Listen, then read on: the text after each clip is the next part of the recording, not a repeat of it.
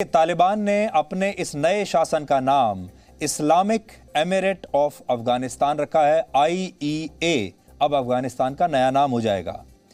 आज जब अफगानिस्तान इतने बड़े संकट में है, तब संयुक्त राष्ट्र इस समय क्या है? पूरी दुनिया इस समय संयुक्त राष्ट्र को ढूंढ रही है। और आपको भी जानना चाहिए कि संयुक्त राष्ट्र है कहां। ये पूरी दुनिया में लोकतांत्रिक मूल्यों और लोगों की आजादी के लिए काम करता है। इस समय दुनिया के 12 देशों में संयुक्त राष्ट्र की पीस कीपिंग फोर्सेस मौजूद हैं और इनमें संयुक्त राष्ट्र की एक पीस कीपिंग फोर्स कश्मीर में भी काम कर रही है। आपको जानकर हैरानी होगी, लेकिन अफगानिस्तान में मानव अधिकारों को लेकर संयुक्त राष्ट्र का कोई मिशन नहीं है। इसे आप इस अंतर्राष्ट्रीय संस्था के चरित्र को आप आज इससे समझ सकते हैं। संयुक्त राष्ट्र की नजर दुनिया के हर जगह है। नक्शे पर आप देख सकते हैं, कश्मीर पर भी उनकी नजर है और कश्मीर पर बयान भी देते रहते हैं और यहां पर उनकी एक टीम भी है। लेकिन अफगानिस्तान को लेकर वो बिल्कुल आंखों पर पट्टी बांध के बैठा है। इसी तरह मलाला यूसुफजई भी बिल्कुल सक्रिय नहीं है। उन्हें नोबेल शांति पुरस्कार मिला था तालिबान के खिलाफ संघर्ष करने के लिए।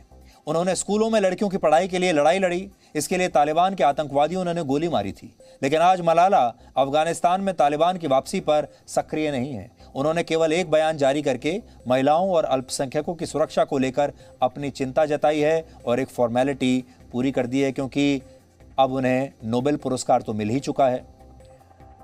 यूनाइटेड किंगडम जैसे देश में शरण भी मिल चुकी है, पैसा भी बहुत आ गया है, लाइफस्टाइल भी बहुत अच्छा है। तो अब ये सब करने का क्या फायदा?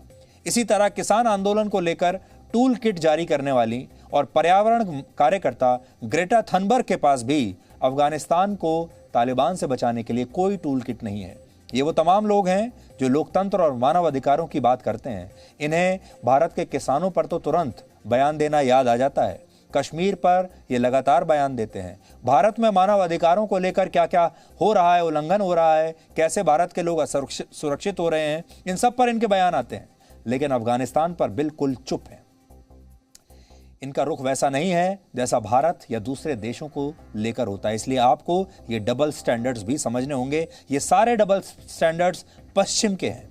इस बीच तालिबान के प्रवक्ता सुहेल शाहीन ने कहा है कि अफगानिस्तान में मौजूद सभी डिप्लोमेट्स, दूतावास, कॉन्सुलेट्स और राष्ट्रीय या अंतर्राष्ट्रीय सामाजिक कार्यकर्ताओं की सुरक्षा का पूरा ध्यान रखा जाएगा और उन्हें डरने की, घबराने की कोई जरूरत नहीं है। उनका कोई नुकसान नहीं होगा। तो तालिबान पूरे अंतर्राष्ट्रीय समाज को दिखाने की कोशिश कर रहा है कि वो बड़े शरीफ हो चुके हैं और वो किसी से कोई भी बैर नहीं रखेंगे और किसी को नुकसान नहीं पहुंचाएंगे। लेकिन उनके DNA में क्या है, पूरी दुनिया जानती है। दुनिया बार बार ये देख चुकी है और वो यहाँ शरिया कानून लाना चाहते हैं। महिलाओं पर अत्याचार करेंगे, बच्चों पर अत्याचार करेंगे और वहाँ पर शरिया कानून तो ऐसा है कि अगर महिला का अगर एक पैर का एक हिस्सा भी अगर दिख गया, एक अंगूठा भी दिख गया, एक उंगली भी दिख गई, तो उसकी हत्या कर दी जाती है। अभी ये साफ नहीं कि अगर तालिबान अफगानिस्तान में सरकार बनाता है तो उसे कौन कौन से देश मान्यता देंगे। लेकिन पाकिस्तान, चीन, टर्की और रशिया ने कहा है कि वो अफगानिस्तान में अपने दूतावास बंद नहीं करेंगे। ये एक इशारा है दुनिया के लिए कि दुनिया भर के दूतावास बंद हो रहे हों, लोग भाग रहे हों, लेकिन इन देशों के लोग नहीं जाएंगे। इसका मतलब इन देशों के लोग वहां सुरक्षित हैं और इसका मतलब ये कि इन देशों के साथ उनकी डील हो चुकी है। तालिबान ने 1996 में पहली बार अपनी सरकार बनाई थी और उसकी सरकार को, जैसा हम आपको बता चुके हैं, तब पाकिस्तान, सऊदी अरब और संयुक्त अरब अमीरात ने सबसे पहले मान्यता दी थी। इन 3 लोगों ने। इसके अलावा दुनिया के किसी भी दूसरे देश ने उन्हें मान्यता नहीं दी थी। लेकिन इस बार स्थितियां बदल सकती हैं। ऑर्गेनाइजेशन ऑफ इस्लामिक कोऑपरेशन में, यानी जिसे आप OIC कहते हैं, उसमें 57 देश हैं और यह दुनिया में इस्लामिक देशों का सबसे बड़ा संगठन है। इस संगठन ने फिलहाल अफगानिस्तान की सरकार और तालिबान से संघर्ष विराम के लिए कहा है। हालांकि इसी संगठन में शामिल पाकिस्तान के प्रधानमंत्री इमरान खान ने कहा है कि अफगानिस्तान में तालिबान ने गुलामी की बेड़ियों को तोड़ने का काम किया है। यानी तालिबान आज़ादी की लड़ाई लड़ रहे हैं, ऐसा इमरान खान का मानना है। कतर भी इस संगठन का हिस्सा है और वो देश है जिसने तालिबान और अमेरिका को बातचीत के लिए अपनी जमीन पर बुलाया था। कतर की राजधानी दोहा में ही तालिबान के नेता दूसरे देशों के नेताओं से मिलते हैं। दूसरी तरफ चीन ने कहा है कि वो तालिबान के साथ दोस्ताना संबंध रखना चाहता है, जबकि रशिया का कहना है कि वो तालिबान को मान्यता देने पर विचार कर सकता है। अफगानिस्तान में लिथियम बहुत बड़े पैमाने पर पाया जाता है। आप सोचिए कि अफगानिस्तान में सब क्यों जाना चाहते हैं। लिथियम से ही आपके मोबाइल फोन और इलेक्ट्रिक व्हीकल्स के लिए बैटरी बनती है।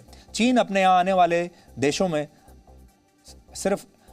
दिनों में सिर्फ इलेक्ट्रिक वाहन बनाना चाहता है और पूरी दुनिया को इलेक्ट्रिक व्हीकल्स की सप्लाई करना चाहता है। इसलिए चीन की नज़र अफगानिस्तान के लिथियम पर है, जिसकी कीमत 75 लाख करोड़ रुपए है। पहला जो युद्ध था वो पहले तेल के लिए युद्ध हुआ करते थे, लेकिन अब हो सकता है कि लिथियम के लिए दुनिया के देश आपस में लड़ें, जिसकी शुरुआत अफगानिस्तान में हो चुकी है। कुल मिलाकर अफगानिस्तान के मुद्दे पर पाकिस्तान, चीन, रशिया और कतर एक नए मोर्चे का निर्माण कर सकते हैं। ये अब दुनिया का एक नया मोर्चा है जिसमें टर्की जैसे देशों की भूमिका हो सकती है, क्योंकि टर्की के संबंध पाकिस्तान से अच्छे हैं और पाकिस्तान और तालिबान के संबंधों के बारे में पूरी दुनिया जानती है। और इस सब के पीछे पाकिस्तान का धोखा जिम्मेदार है।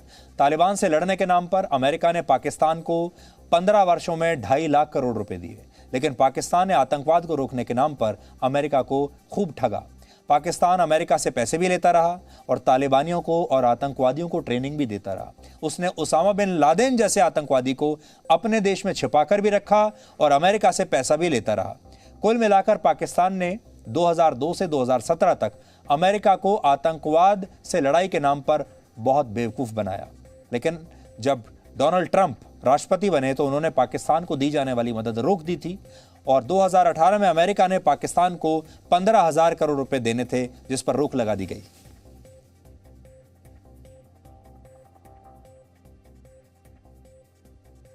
अब तालिबान के नेता दावा कर रहे हैं कि वो पहले की तरह क्रूर तरीके से सरकार नहीं चलाएंगे, वो बदल गए हैं, अब वो सॉफ्ट हो चुके हैं। लेकिन सच ये है कि तालिबान ने अफगानिस्तान में शरिया कानून लागू करना शुरू कर दिया है।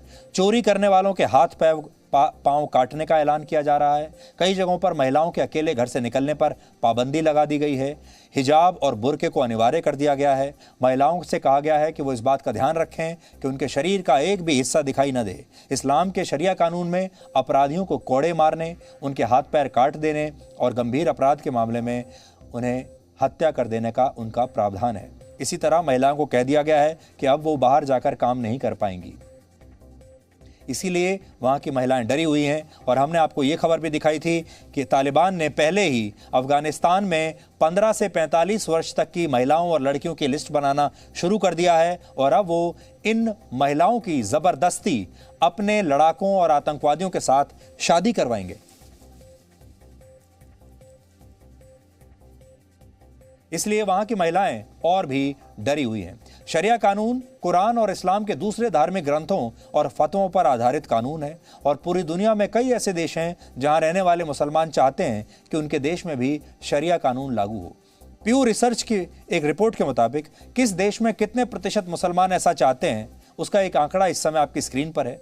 सबसे खराब स्थिति दक्षिण एशिया की है, जहां बांग्लादेश के 82%, पाकिस्तान के 84% और सोचिए इसी अफगानिस्तान के 99% लोग ये चाहते हैं कि उनके देश में शरिया लागू हो जाए। इस रिसर्च के मुताबिक भारत के भी 74% मुसलमान चाहते हैं कि सामान्य अदालतों के साथ साथ देश में शरिया अदालतें होनी चाहिए। सोचिए भारत के मुसलमानों में भी 74% शरिया कानून चाहते हैं और अफगानिस्तान के 99%। और आज वही अफगानिस्तान के लोग आज उसी अफगानिस्तान को छोड़कर भाग जाना चाहते हैं, यह सोचकर कि वहां शरिया कानून लागू हो जाएगा, यह सोचकर कि शरिया के सबसे बड़े समर्थक इस समय शासन में आने वाले हैं। तो फिर ये लोग भाग क्यों रहे हैं?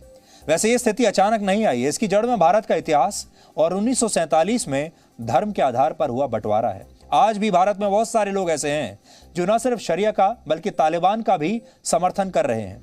ऐसे ही लोगों की एक चैट एक सोशल मीडिया प्लेटफॉर्म पर वायरल हो रही है, जिसमें देश का ये टुकड़े टुकड़े गैंग कह रहा है कि हमें तालिबान से सीखना चाहिए कि आज़ादी कैसे हासिल की जाती है। ये बातचीत चल रही है और बहुत सारे लोग हैं जो आपस में बात कर रहे हैं और वो एक दूसरे को बधाई दे रहे हैं कि हम आपको बधाई दे दें कि कैसे अफगानिस्तान में अब तालिबान का शासन आ गया है और हमें तालिबान से सीखना चाहिए। हमारे देश में बातचीत हो रही है, हमारे देश में चैट चल रही है। वैसे अगर इन लोगों को शरिया और तालिबान इतना ही पसंद है तो ये लोग अफगानिस्तान जा सकते हैं, लेकिन भारत के जो हिंदू और सिख वहाँ फंसे हुए हैं वो किसी भी हालत में वहाँ से बाहर निकलना चाहते हैं। अब देखिए एक अंदाजे के मुताबिक अफगानिस्तान में अब भी 1500 सिख हैं और हिंदू फंसे हुए हैं, 1500, और भारत की सरकार ने वहां से निकालने के लिए कोशिशें की हैं। काबुल में भारत के दूतावास में भी भारत के करीब 200 नागरिक फंसे हुए हैं और इन्हें सुरक्षित बाहर निकालने के लिए भारत अपने विमान वहां भेजना चाहता है। फिलहाल काबुल के एयर स्पेस को बंद कर दिया गया है और किसी भी देश का विमान काबुल के ऊपर उड़ान नहीं भर सकता। कल भारत ने एयर इंडिया का एक विमान काबुल भेजा था, जिसके जरिए 129 लोगों को यहां लाया गया। इसमें भारतीय नागरिकों समेत अफगानिस्तान के 2 सांसद और वहां के राष्ट्रपति के सलाहकार भी मौजूद थे। तो यहां आप देखेंगे, ये हमने एयर स्पेस की एक तस्वीर आपके सामने निकाली है। इसमें अगर आप देखेंगे तो अफगानिस्तान के ऊपर आपको एक भी हवाई जहाज या हवाई मूवमेंट नजर नहीं आएगी, क्योंकि पाकिस्तान का एयर स्पेस इस समय पूरी तरह से बंद कर दिया गया है। और ये जो आप एयर स्पेस देख रहे हैं इस समय, ये लाइव है। ये डेटा जो आप देख रहे हैं ये इस समय लाइव है।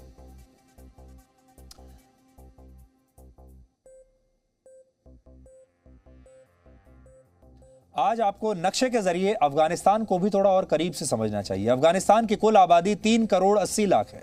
अफगानिस्तान में कुल 34 प्रांत हैं और 421 जिले हैं। अफगानिस्तान 6,52,000 वर्ग किलोमीटर में फैला है, यानी क्षेत्रफल के मामले में यह ब्रिटेन से दुगना बड़ा है। अफगानिस्तान को एशिया का हार्ट कहा जाता है, लेकिन आज कट्टरपंथी इस्लामिक ताकतों की वजह से यह हार्ट फेल होने की कगार पर है। अफगानिस्तान में गरीबी बहुत ज्यादा है। अकेले कांधार में 81% लोग गरीबी की रेखा के नीचे हैं, संघर्ष कर रहे हैं। अफगानिस्तान में साक्षरता की कमी है। केवल 30% महिलाएं लिख पढ़ सकती हैं, जबकि सिर्फ 55% पुरुष पढ़ाई लिखाई जानते हैं। अफगानिस्तान में बड़े बड़े पहाड़ हैं और वहां का बड़ा हिस्सा रेगिस्तानी इलाकों से घिरा हुआ है। तो यह अफगानिस्तान आपके लिए है। अफगानिस्तान में आने वाला समय जो है वो बहुत चुनौतीपूर्ण रहने वाला है।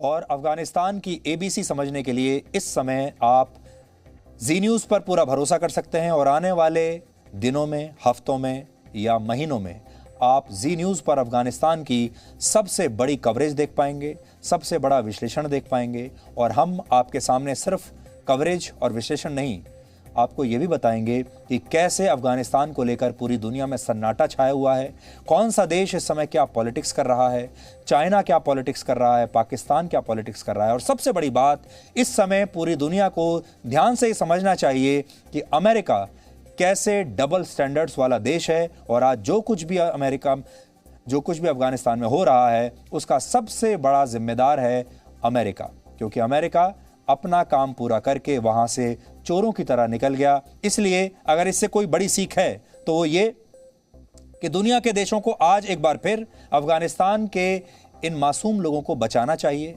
उनकी मदद करनी चाहिए, मानवता के नाम पर इनकी मदद करना चाहिए। खासतौर पर वो देश जो मानव अधिकारों की बड़ी बड़ी बातें करते हैं। वो सारे कार्यकर्ता तो इकट्ठे हो ही सकते हैं जो अपने आप को मानव अधिकारों के कार्यकर्ता कहते हैं।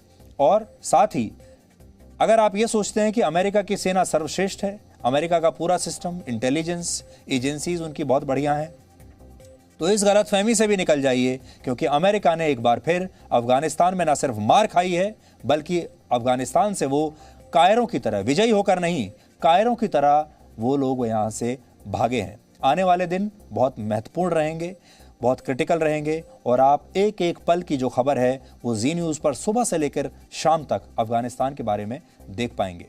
अब आज का presenting Zee News app available on Google Play and App Store. Download it now.